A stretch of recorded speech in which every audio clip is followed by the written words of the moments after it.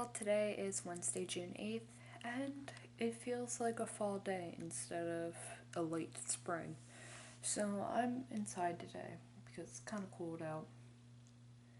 And yeah, had ornithology this morning like I'm going to do every morning, except for the weekends. And I'm just about ready to start my studying and schoolwork. I had something very intelligent to say. Okay, I guess I could talk about this. So I was on my Facebook time hop and it told me that 3 years ago today, my cat, who's no longer with us, died.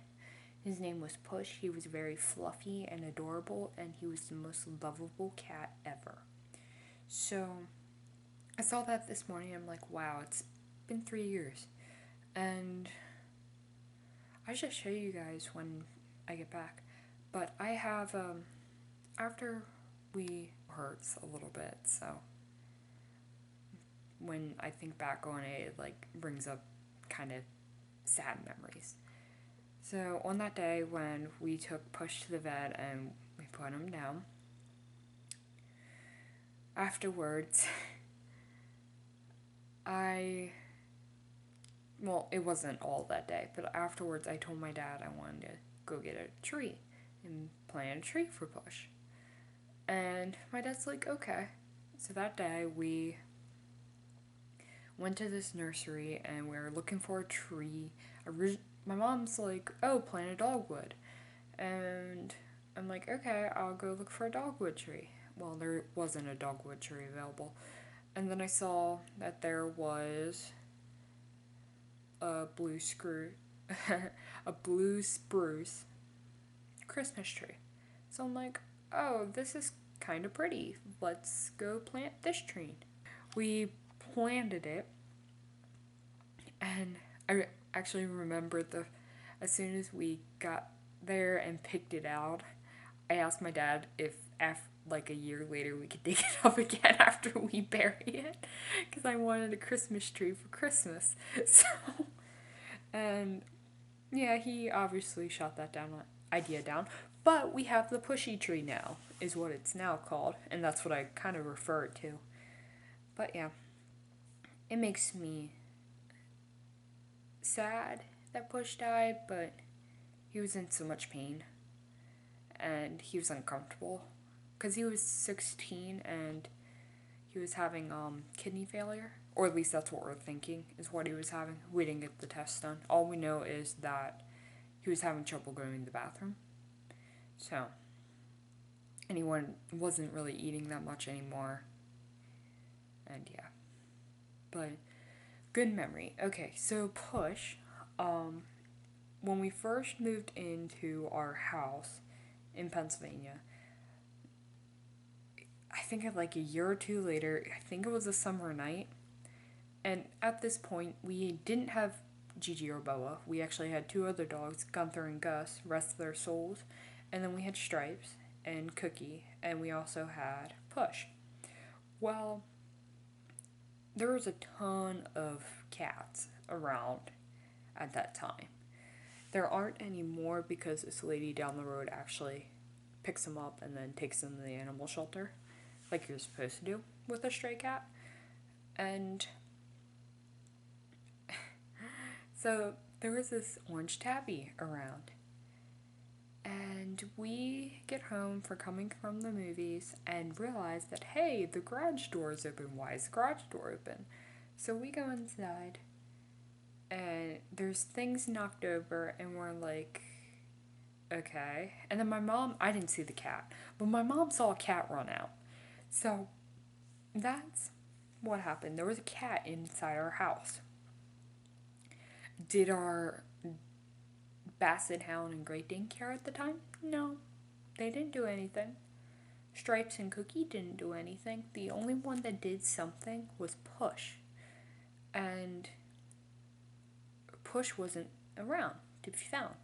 So I went upstairs underneath my parents and looked underneath my parents' bed and found Push, where he usually would hide. Even at the old house, he would hide underneath my parents' bed versus my bed. So I saw him under there, and I tried getting him out. I had to use a little bit of force, being like trying to pull him out because I wanted to be sure he was okay. Found out that he actually had puncture wounds on his back leg. Yeah, his back hind leg.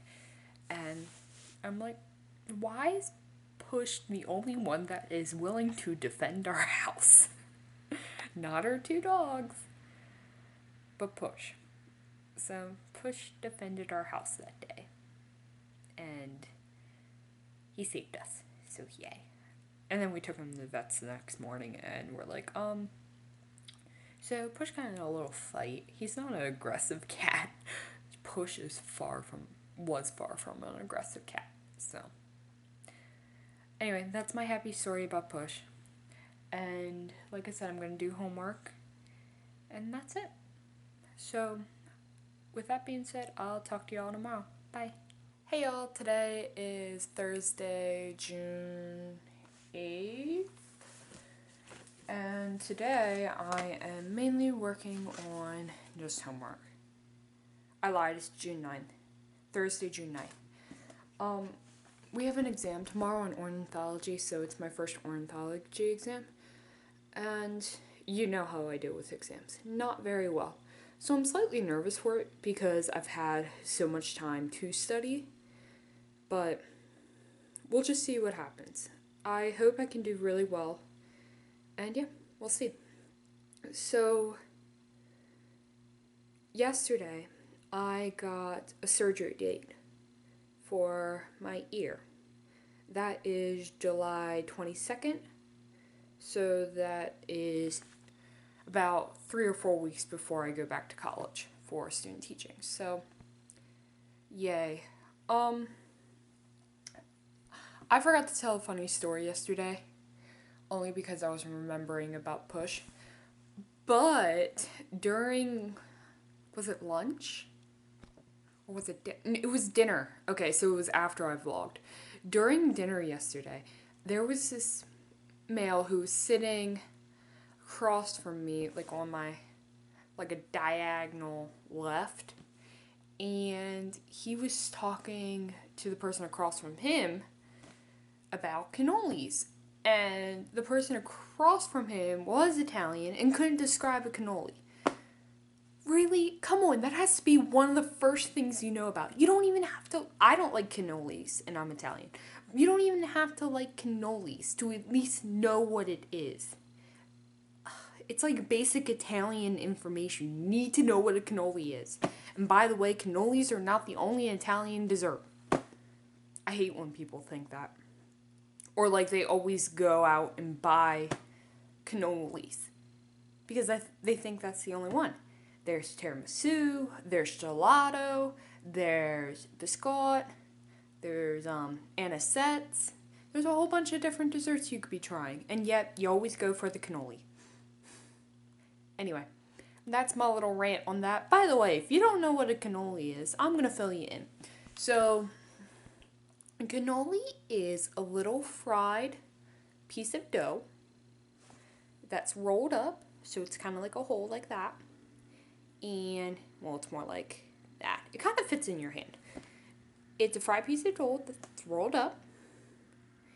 And on the inside, you stuff it with mascarpone cheese. Hold on, be right back. You fill it with cannoli cream, okay? And I said cannoli cream. You fill it in with ricotta cheese. And there's other things that go in cannoli cream, but you fill it with the cannoli cream. And then, if you want a sweet little taste, you can add chocolate chips in the cannoli cream. That's up to you. And then to finish it off, you put powdered sugar on top, and voila, you got a cannoli. So let's review this again. You got the fried dough, which is wrapped around in a cylinder thing, like yay big. You got the cannoli cream that you're going to stuff inside the dough, or the shell, it's what it's called. You're going to stuff it inside the shell, which again, the main ingredients, ricotta cheese. And then you can add some chocolate chips and powdered sugar, whatever suits your fancy. Guys, that's how you make a cannoli. Get it right. Anyway, that, after my little rant, that's all I have to say today. So I'll see you guys tomorrow. Bye.